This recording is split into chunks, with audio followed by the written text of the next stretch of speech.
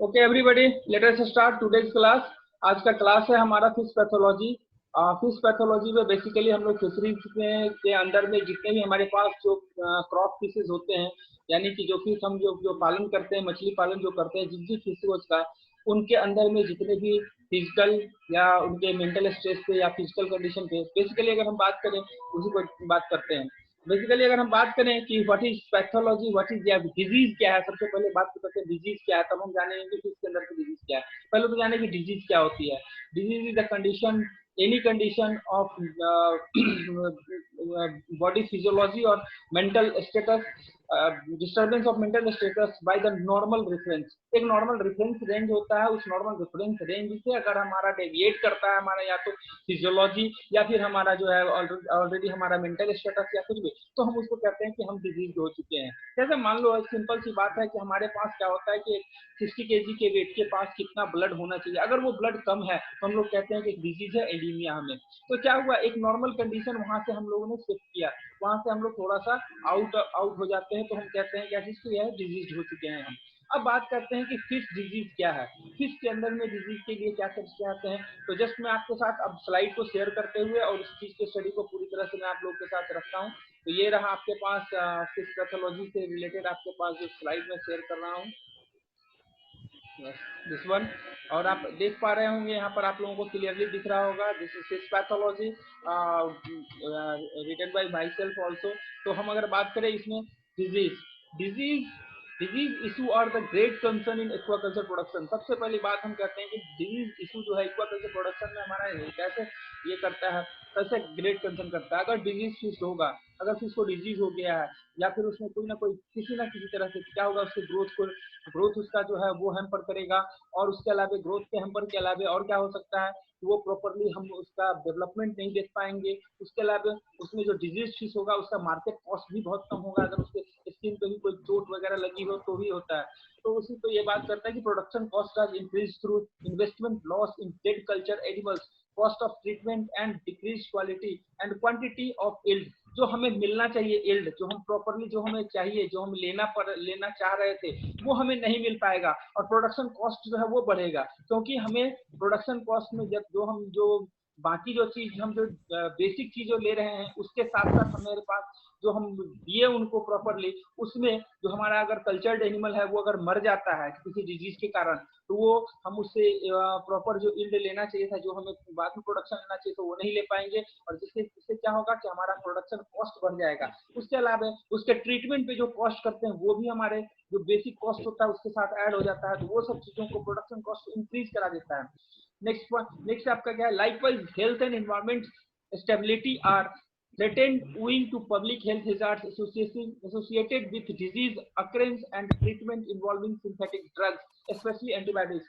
इसी तरह से जैसे कैसे हमारे पास जो हेल्थ और इन्वायरमेंटल स्टेबिलिटी है, जो हेल्थ स्टेबिलिटी है उसको मेंटेन करना पड़ता है, या फिर हमारे पास जितने भी आपके पास हेल्थ स्टेबिलिटी हो जाए, इनस्टेबिलिटी हो जाए, या फिर उससे हेल्थ हिजार्ड हो जाए, या पब्लिक हेल्थ कोई भी किसी भी चीज को हम कंसर्न को अगर हम देखते हैं, तो उसके लिए सबसे बढ़िया तरीका होता है कि उससे हमें बचाव का सबसे अच्छा उसका ट्रीटमेंट जो इन्वॉल्व करता है, जिस यहाँ पर खासकर वो होता है एंटीबायोटिक्स। एंटीबायोटिक्स का इंट्रोडक्शन करना, एंटीबायोटिक्स देना उस जीव को, पर्टिकुलर जीव को। उसके अलावा हम बात करें कि and with these impact and the fact that made disease are still emerging. हम जैसे कि जान रहे हैं कि डिजीज जो है टाइम टू टाइम बढ़ते जा रहे हैं। इंडस्ट्री और इस aquaculture industry is finding more challenging to guarantee its sustainable development.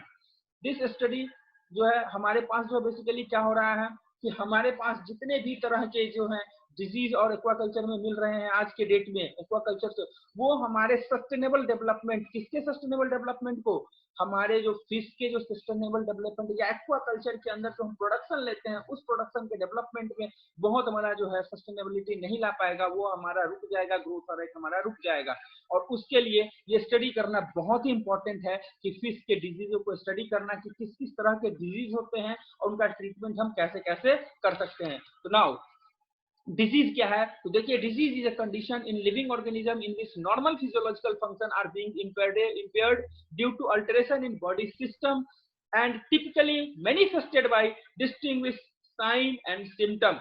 Pathological symptom क्या हो रहा है, डिजीज क्या है, एक ऐसा कंडीशन है लिविंग ऑर्गेनिज्म का जिसमें वो नॉर्मल जो फिजियोलॉजिकल फंक्शन है उसमें इंपेयरमेंट आ जाता है, यानी वो ढंग से नहीं कर पाता है। करना चाहिए कुछ, मतलब कि फीवर आ गया उसको तो भी इंपेयर्ड है।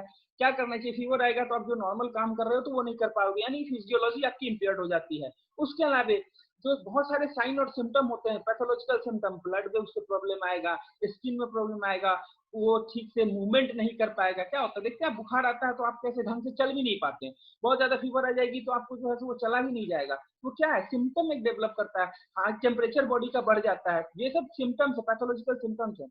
और हमारा जो हेल्दी फिश होता है, however healthy fishes have adequate resistance against disease.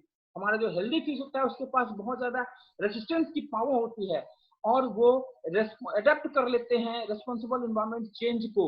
But कुछ जो होते हैं ना डिजीज हो भी जाते हैं, और जो डिजीज होते हैं उन सिस्टम में उसमें क्या लगे, क्या क्या होता है, nonetheless disease occur in fish but before an active fish disease is develop in culture system pathologically link factor are involve. देखिए क्या क्या फैक्टर्स इन्वॉल्व होते हैं उनके डिजीज होने में। डिजीज होंगे तो कौन कौन से फैक्टर वहां इन्वॉल्व होंगे, वो फैक्टर होंगे उनका प्रेजेंस ऑफ इन्वायरमेंटल पैथोजन, कुछ ना कुछ पैथोजन, या तो बैक्टीरिया वायरस। आज की डेट में हम लोग डिजीज है, डिजीज से डर रहे हैं, किस डिजीज से, कोरोना से, novel corona virus. Novel corona virus कोविड-19 से हम लोग थ्रेटेंड है, क्यों, क्योंकि एक वायरस है जो कि एक पैथोजन है जिससे कि हम लोग कभी भी उससे इन्फेक्टेड हो सकते हैं और इन्फेक्शन के बाद हमको डिजीज हो सकता है। तो ये कोई ना कोई इन्वायरमेंटल पैथोजन वहां मौजूद होगा। दूसरा, लो रेसिस्टेंस ऑफ द फिश, कोई भी फिश उसका रेसिस्टेंस पावर लो, यानी कि उसके अंदर की जो रोग से लड़ने की क्षमता है वो कम हो जाएगी तो भी वो डिजीज हो सकता है। उसके अलावा और क्या हो सकता है, अनफेवरेबल वाटर कंडीशन, अगर जिस पानी में वो रह रहा है, क्योंकि हमें फिश हमारी वाटर में रहनी है, उसमें अगर अनफेवरेबल वाटर कंडीशन आ गई तो भी प्रॉब्लम क्रिएट होगी। अब हम बात करते हैं कि कौन कौन से डिजीज के फॉर्म्स हो सकते हैं बेसिकली फिश के अंदर। तो बेसिकली हम लोग बात करें तो there are two broad forms, तो दो बेसिक फॉर्म्स होते हैं जो कि डिजीज इफेक्ट करता है। एक होता है इन्फेक्शियस डिजीज, दूसरा होता है नॉन इन्फेक्शियस डिजीज या नॉन इन्फेक्शन डिजीज। बात करेंगे कि इन्फेक्शियस डिजीज किसको कहते हैं।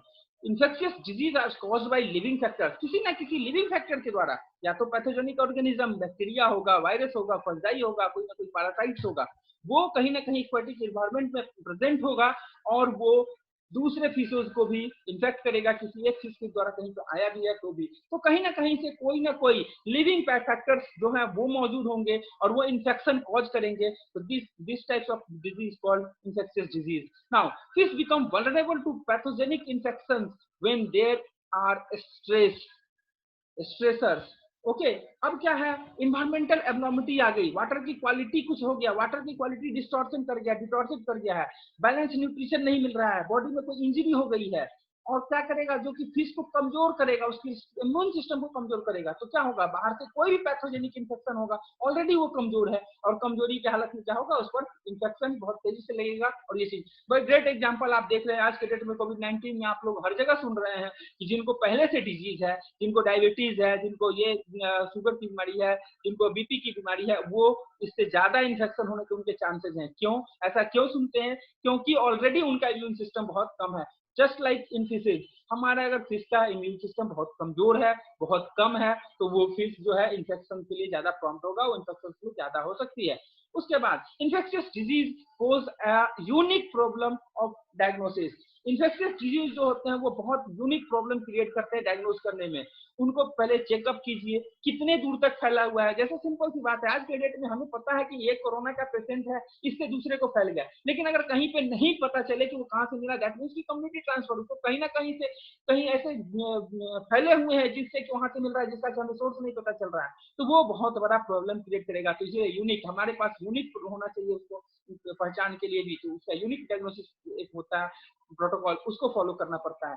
Infection can occur internally or externally affecting tissue organ and other body parts, other fish body parts। Infection कहीं भी हो सकता है, वो इंटरनली हो सकता है, यानी बॉडी के अंदर भी हो सकता है, उसके किसी भी इंटरनल फंक्शन में, लंग्स में हो सकता है, उसके अंदर में स्टोमक में हो सकता है, उसको कहीं भी इंटरनली कहीं भी हो सकता है, या फिर उसके एक्सटर्नली अफेक्टिंग टिश्यू, बाहर से जो दिखने वाले स्किन पे हो सकता है, उसके गिल्स में जो दिखता है, उसके स्केल्स में हो सकता है, उसके पूंछ पे हो सकता है, उसके हेड पे हो सकता है, उसके नोज पे हो सकता है, स्नाउट पे हो सकता है, कहीं भी इंफेक्शन हो सकता है, तो एक्सटर्नली हो या इंटरनली हो या बॉडी के किसी पार्ट में हो। They are mostly contagious disease and some type of treatment may be necessary to control the disease outbreak. कुछ जो है ये सब जो कुछ मोस्टली कंटेजियस डिजीज होते हैं और इनको जो है हमें कंट्रोल करना, इनका आउटब्रेक यानी कि बहुत तेजी से फैलने से रोकने के लिए इन सब डिजीज को, कौन कौन से डिजीज है उसको देखते हैं। First of all parasitic disease, parasites. Parasites क्या है, हम लोग ने देखा है what is parasites. Parasites are those organism which lives upon their host or other organisms and they depend food and shelter for them। वो अपना खाना और उनके ऊपर रहना सब कुछ के लिए दूसरे पे डिपेंड करते हैं और बदले में क्या करते हैं, उसको हार्म भी पहुंचाते हैं। ये बहुत बड़ा इंपॉर्टेंट चीज होता है पैरासाइट का। एक तो आपके पास आपके ऊपर रहेंगे, आपके ऊपर ग्रो करेंगे, आपका खाना भी खाएंगे, और दूसरा ये भी नहीं कि चुपचाप खा पी लिए तो चले जाए, आपको हानि भी पहुंचाएंगे।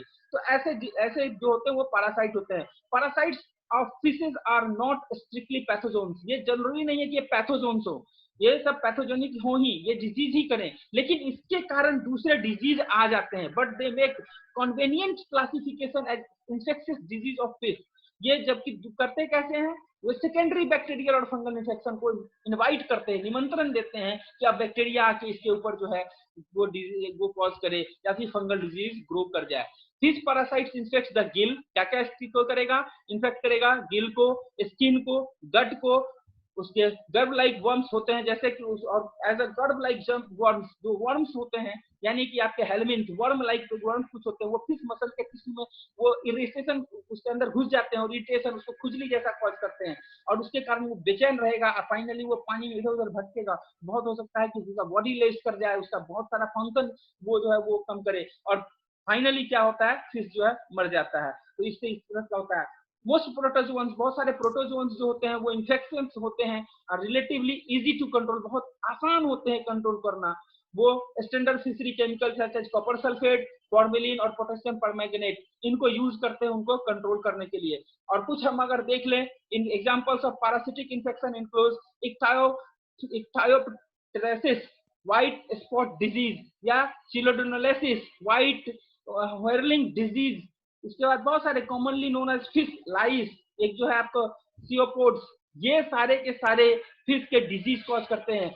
नेक्स्ट स्लाइड में हम लोग देखते हैं कि क्या क्या डिजीज के क्या क्या कैरेक्टरिस्टिक होते हैं। जैसे हम बात करें ट्राइकोडेंडिस, ये जो है fish become opaque eyeball burst. Opaque इनका आईबॉल इस डिजीज के सिम्टम है। ये इस सिम्टम में क्या होता है, बेसिकली आपके फिश का जो है वो सिम्टम है इसका कि उसका आईबॉल जो है वो ब्रस्ट कर जाता है ओपेक होके, यानी कि आईबॉल जो है वो सही से देख ही नहीं पाएगा। आप सोचिए फिश जब देख नहीं पाएगा तो क्या करेगा, खाना भी ढंग से नहीं खा पाता है, ना प्रॉपर वो दीवार और कहीं पे देख नहीं पाएगा, अंदर में कुछ रैसेज है, मासेज है, कुछ दूसरे फिश से टकराएगा, अपने प्रे को नहीं पहचान पाएगा और मारा जा सकता है। इसका इलाज करते हैं हम, ट्राइमाइसिन 100 mg लेते हैं पर केजी फीड जो कराते हैं उसको 3 दिन तक। उसके बाद इसी तरह का दूसरा कलर है pale colour of gills with a coating of cream layer of mucus. Mucus का क्रीम लेयर हो जाना और पेल कलर का गिल हो जाना। इसमें भी 3 to 5% कॉमन साल्ट को लेते हैं और आवरली एक वीक पे बात कर देते हैं। 1 से 5000 पार्ट फॉर्मलिन लेते हैं, ट्रीटमेंट करते हैं पौंड में और आवरली देते हैं 7 से 8 दिन तक। इससे भी इस चीज को मिलते हैं। दूसरा डिजीज है हमारे पास व्हाइट गिल स्पॉट डिजीज। ये गिल जो है इसमें कवर्ड हो जाता है व्हाइट स्पॉट से, पॉक्स से, व्हाइट स्पॉट लाइक पॉक्स से। पॉक्स हमारा क्या होता है, चिकन पॉक्स, जैसे हमारे ऊपर पॉक्स दाना निकलता है उसी तरह से उसके गिल पे कवर्ड हो जाते हैं। और इसके ट्रीटमेंट के लिए क्या करते हैं, 3 से 5% कॉमन साल्ट से बात कराते हैं उसको 5 से 10 मिनट के लिए, या फिर क्या करते हैं decreasing density of fish from affecting ponds. जिस पॉन्ड में इफेक्ट कर गया वहां से डेंसिटी को कम कर देते हैं कि बाकी को ना फैले, या फिर 3 से 5% कॉमन साल्ट का सॉल्यूशन लेते हैं और 5 से 10 मिनट के लिए बात करते हैं।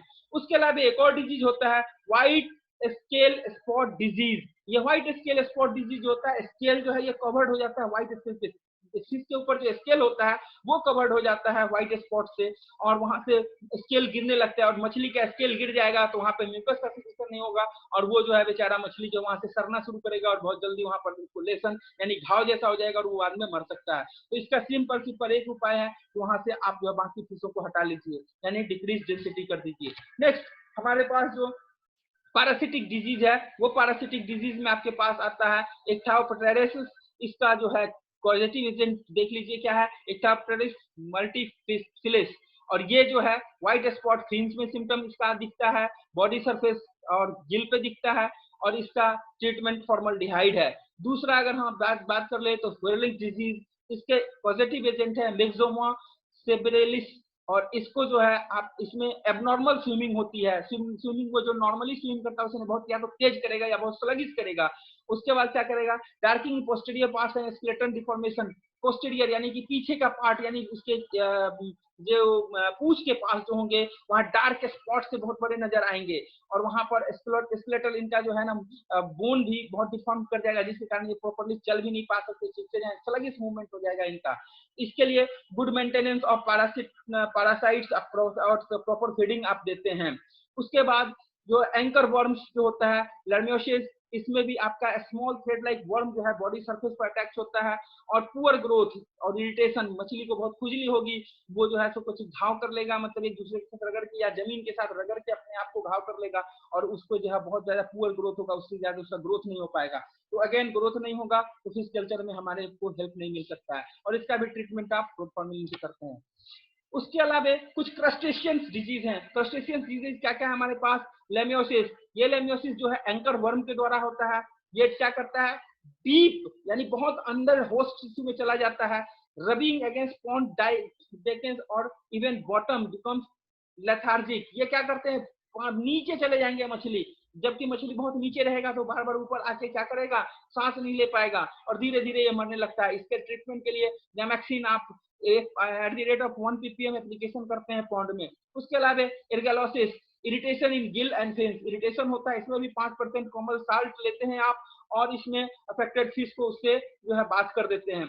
ऑरोलेसिस, इसमें भी parasitic visible on the gills and body surface, parasites जो है विजिबल कहां पे रहते हैं, आपके गिल्स पे और उसके अलावा बॉडी सरफेस पे। अब यहाँ पर आप क्या करते हैं, रिमूवल गैस का एग्स का रिमूवल करते हैं, और एग्स के रिमूवल के बाद क्या करते हैं, वहां से उसके जो आपका ऑर्गोलोसिस का एग्स है उसको रिमूव करते हैं, और उसको कोगुलेटेड सीड के स्वाद के रिमूव करके और फिर से ड्राइंग आफ्टर वीक और किल एगो को हटा देते हैं और मार देते हैं। इस तरह से आप वहां से इस पूरे के पूरे पॉन्ड से हर फिश को आपको लेके करना पड़ेगा, और तब जाके आप कर पाते हैं। तो दिस इज द बेसिकली ये सब के सब थे पैरासिटिक। पैरासिट में और कौन कौन से आते हैं, हेलमिंथ हमारे पास पैरासिट है जो कि वर्म डिजीज है आपका।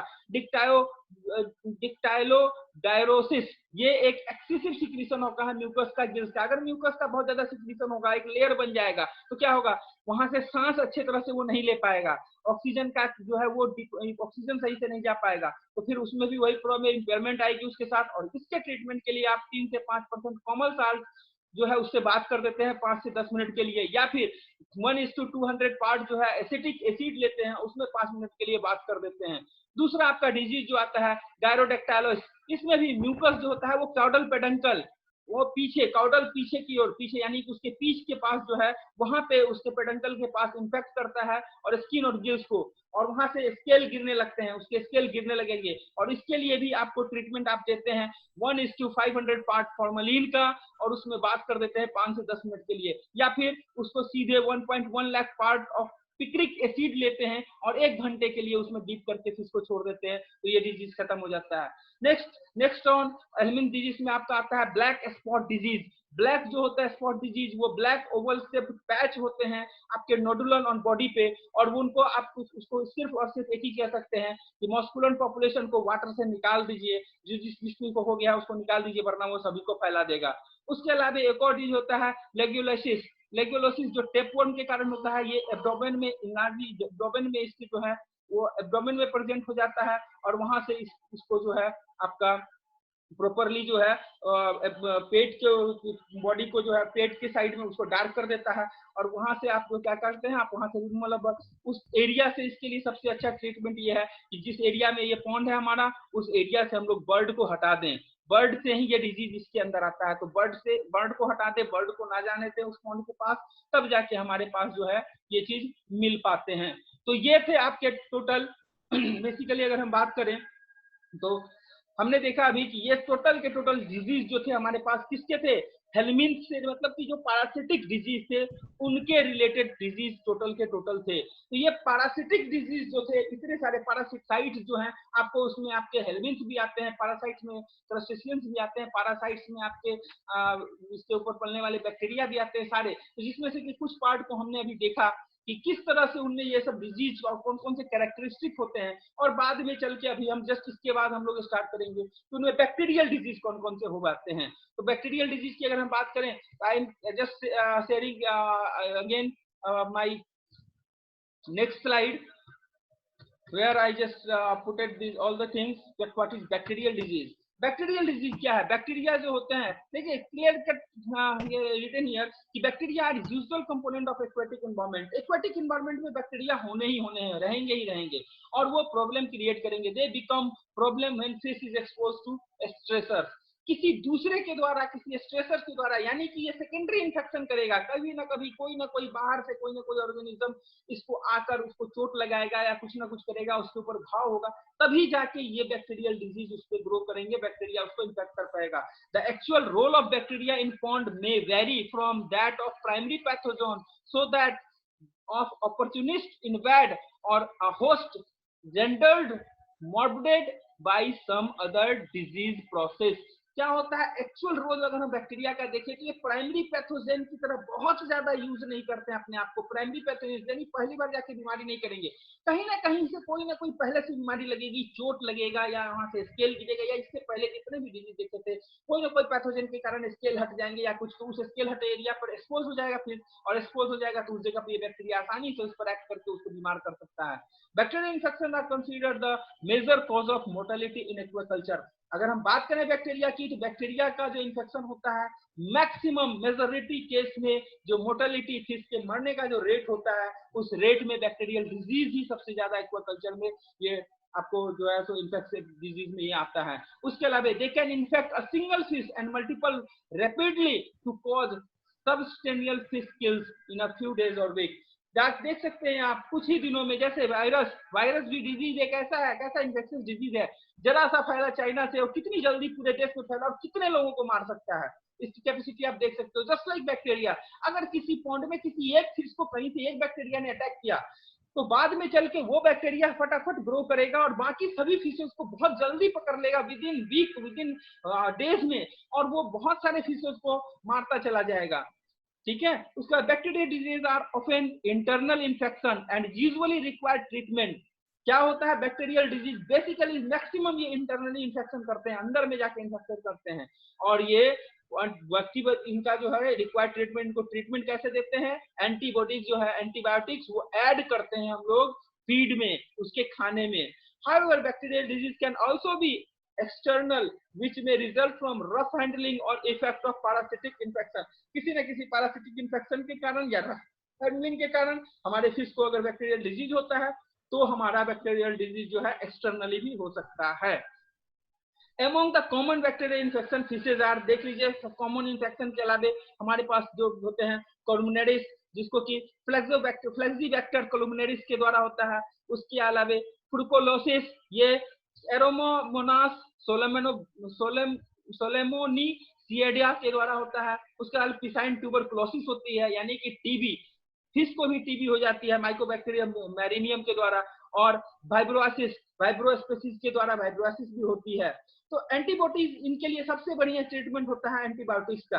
एंटीबायोटिक्स आप देते हो, एंटीबायोटिक्स से ट्रीट करते हो, एंटीबायोटिक्स से ट्रीटमेंट देने के बाद आप उसको बचाने की कोशिश करते हो उसके खाना के साथ एक ऐड करके। नेक्स्ट साइड में हम लोग जो डिजीज देख रहे थे, जो कोलुमिनेरिस देख रहे थे, जिसका कि हमने नाम बता दिया कि कोलुमिनेरिस क्या होता है। इसमें होता क्या है, सिम्टम देखिए। सिम्टम में इसमें एनक्सिया, यानी क्या हुआ एनक्सिया, फिश जो है बेचैन रहेगी, फिश एक जगह पे स्टॉप होकर मतलब आराम से जो नॉर्मल मूवमेंट होती है खाना की उसमें बेचैनी रहती है। उसके अलावा white is flag eroding affected area, कहीं कहीं पे इरोड कर जाएगा, उसके स्केल हट जाएंगे, वहां पर व्हाइट पॉच दिखेगा, कहां कहां पे, माउथ पे, बॉडी सरफेस पे, फिन पे, गिल्स पे। या फिर ऑरेंज कलर के लेसन, ऑरेंज कलर का जो होता है ना, रेड नहीं होगा, वो ऑरेंज कलर का वो घाव जैसा उसके ऊपर दिखेगा, ठीक है। उसके अलावा इसमें और भी है, दो डिजीज हमारे पास, फिरोनोक्लोसिस है, ये फिन रूट में होता है, ये भी होता है किसके द्वारा, देख लीजिए, एरेमोनोमस साल्मोनेसिला के द्वारा, सीडा के द्वारा। उसके बाद जनरल एस्पेक्टेमिया होता है, ये एरोनोमस हाइड्रोफाइलिया के द्वारा होता है। और यहाँ पर जो होते हैं कंडीशन क्या होते हैं, ये इन्फ्लामेशन होता है उसके इंटेस्टाइन में, यानी कि उसके स्टोमक में ही अंदर में इंटेस्टाइन में इन्फ्लामेशन, स्वेलिंग हो गया है, घाव हो गया उसके अंदर। उसके क्या करेगा, बॉडी और मसल्स जो उसके होंगे या फिन या रूट में, वहां पे वहां प्रॉब्लम क्लियरली दिखने रहता है, दिखने लगता है। उसके अलावा अल्सरेशन, अल्सर यानी घाव, घाव दिखने लगेंगे। डिस्टेंडेड एब्डोमेन, नीचे की ओर जो एब्डोमेन जो कि जमीन से लगता है, वो हमेशा रगड़ कर वो जो है वहां पर जो है वो घाव जैसा दिखेगा। उसके अलावा इन्फ्लामेटरी फिन्स और फिन बेस के जो फिन जहां से लगते निकलते हैं, वहां पर जो है स्वेलिंग हो जाएगी, तो फिन अच्छे से चला नहीं पाएगा मछली, तो अच्छे से तैर नहीं पाएगा। तो ये सब प्रॉब्लम आते हैं। और इसमें हम लोग क्या करते हैं, आप नाइट्रोफिनोल पॉन्ड में ऐड करते हैं, या एंटीबायोटिक ट्रीटमेंट देते हैं, या फिर वैक्सीनेशन कर देते हैं, सभी चीज का वैक्सीनेशन करते हैं, एंटीबायोटिक ट्रीटमेंट देते हैं। उसके अलावा आप जो है ये मतलब वैक्सीनेशन करते हैं बैक्टीरियम से, आप उसका वैक्सीनेशन कर देते हैं। तो ये सारे प्रोसेस जो होते हैं, इसके द्वारा आप उसका रिमेडियल ट्रीटमेंट या रिमेडियल एक्शन लेते हैं या ट्रीटमेंट करते हैं, खासकर किसके द्वारा, किसमें, बैक्टीरियल डिजीज में। तो हम लोग अभी तक देख चुके हैं फिश पैथोजन में हमारे पास सबसे ऊपर जो हमने देखा था पैरासिटिक पैथोजन थे। सबसे पहले हम लोग तो देख रहे थे कि दो तरह का डिजीज हमने बांटा है, इन्फेक्शियस और नॉन इन्फेक्शियस। इन्फेक्शियस डिजीज में हम लोग पैरासिटिक, और दूसरा में हम लोगों ने देख लिया है अभी तक में आपका बैक्टीरियल डिजीज। क्लियर है, दोनों डिजीज क्लियर है, आई थिंक ऑल क्लियर, सबको क्लियर हो रहा है, just give me your some impression, सब क्लियर है, ओके। नाउ हम लोग अब देखेंगे जो एक थर्ड पॉइंट है इसका, आज आई थिंक ये आज आपका लास्ट होगा ये पॉइंट। इसके बाद नेक्स्ट जो पैथोजेंस होंगे मैं नेक्स्ट डे डिस्कस करूंगा। आपके पास आता है वायरल डिजीज, वायरस के द्वारा। अभी देख रहे हैं आप corona virus, this is also type of virus. तो इस तरह के disease, viruses occurs in particles and they are obligate pathogens. What is obligate pathogens? Obligate pathogens का मतलब क्या होता है? Obligate pathogens वैसे pathogens होते हैं जो कि अपने पैथोजेनिसिटी के लिए, यानी अपने लाइफ साइकिल के लिए किसी दूसरे पर निर्भर करते हैं, ऐसे वो जिंदा नहीं रह सकते। वायरस का भी यही कंडीशन है, वायरस अगर बाहर में है तो वो नॉन लिविंग पार्टिकल्स की तरह है, लेकिन जैसे ही किसी लिविंग सेल में आता है, उस लिविंग सेल के टोटल मशीनरी को, उसके रेप्लिकेशन को, सबको हाईजैक कर लेता है और अपने पर्पस के लिए, उसके खाना पीना सबको अपने पर्पस के लिए यूज करता है और अपना रेप्लिकेशन करके बहुत तेजी से जनसंख्या को बढ़ा लेता है।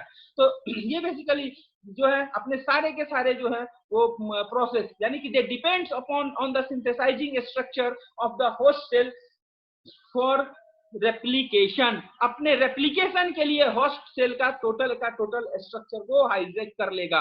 Viral disease of fish are difficult to diagnose and control with medication. बहुत मुश्किल है वायरल डिजीज को कंट्रोल करना भी। देख लीजिए आप, जैसे सिंपल से देख रहे हैं, हमारे ह्यूमन के लिए भी जो वायरल डिजीज हमारे पास हो चुका है, आप उसमें भी कंफर्ट नहीं हो पा रहे हैं। और इसके द्वारा जो डिजीज होता है, देख लीजिए, lymphocytosis has been reported in African cichlids। African cichlids में होता है, तो बहुत सारे स्पीसीज के अंदर में अफ्रीकन चिकलिड्स के होता है, तिलापा में, ऑस्मरस एंड होलो हैपोलोकोरमिस में भी होता है। Other fish diseases of viral origin include infection, pancreatic necrosis, pancreatic necrosis होता है, infectious hematopoietic necrosis, channel catfish virus disease CCVD and viral hemorrhagic septicemia VHS। ये सब टोटल वायरल डिजीज हैं जिसको कि कंट्रोल और मेजर करने के लिए बहुत आप क्या करते हैं, मैक्सिमम से मैक्सिमम आप इन्फेक्शन से प्रिवेंट करते हो। जैसे आज की डेट में हम लोग भी इन्फेक्शन से कैसे अपने आप को प्रिवेंट कर रहे हैं, आइसोलेट करके। तो यहाँ भी आइसोलेट रखा जाता है फिश को, जिसको हो गया उसको अलग कर दीजिए, आइसोलेट कीजिए, उसको हटा के खत्म कीजिए। या फिर आप क्या करते हैं, वहां पर आप समव्हाट मेडिसिन से आप पहले वैक्सीनेशन कर देते हैं। तो these some viral diseases here given in on your screen, slide पे आपके पास जा रहा होगा। लिम्फोसाइटोसिस है, वायरल नेक्रोसिस है जो VVNN है, यहाँ पर दोनों के पॉजिटिव एजेंट के नाम दिए हुए हैं। सिम्टम्स में आप देख लीजिए, स्मॉल पर like tumour infection on skin, tumour infection pearl जैसे मोती की तरह होता है वैसे निकल जाएगा बाहर की ओर, और फिन्स और टेल्स पे, वहां नॉर्मल स्विमिंग करवाएगा, इससे स्विमिंग नॉर्मल नहीं रहेगी। दूसरा आपका जो डिजीज है वायरल नर्वस, उसमें सबके सिम्टम है कि इनको आप नेक्रोसिस होता है यहाँ पर, वेक्यूलेटिंग नेक्रोसिस, न्यूरल सेल्स जो होते हैं ब्रेन के वहां पर ये काम करता है, और रेटिना और स्पाइनल कॉर्ड को जो है यंग फिश को उसको डिस्ट्रॉय कर देता है, जिसके कारण कि फिश जो है प्रॉपर्ली ग्रोथ नहीं कर पाती है। कोई स्पेसिफिक ट्रीटमेंट नहीं है इसका, सिर्फ प्रिवेंटिव मेजर रख सकते हो। जैसे आप देख सकते हो हमारे पास आज के डेट में वायरल डिजीज है ना भाई, कोरोना, कोई ट्रीटमेंट है नहीं, क्या कर सकते हैं, सिर्फ आइसोलेट कर सकते हैं। अगेन सच लाइक दिस, यहाँ पे भी कोई स्पेसिफिक ट्रीटमेंट नहीं है, आप सिर्फ प्रिवेंटिव मेजर अपना सकते हो, अपने आप को आइसोलेट कर सकते हो। अगर वैक्सीनेशन अवेलेबल होता है तो आप अवेलेबल वैक्सीनेशन कर पाते हो।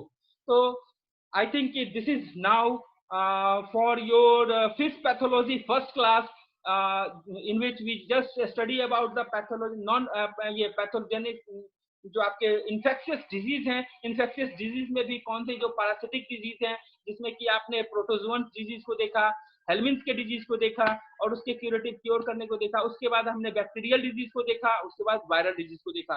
तो ये 3 एस्पेक्ट को हम लोगों ने आज डील किया है। हम लोग फर्दर नेक्स्ट क्लास में जब भी हम लोग एक साथ एग्रीगेट होंगे तो इसके बाद के टॉपिक को हम लोग इसके बाद देखेंगे। ठीक है, तो मैं अब शेयर हटाता हूं। ओके, जस्ट आई शेयर को मैंने हटा दिया है।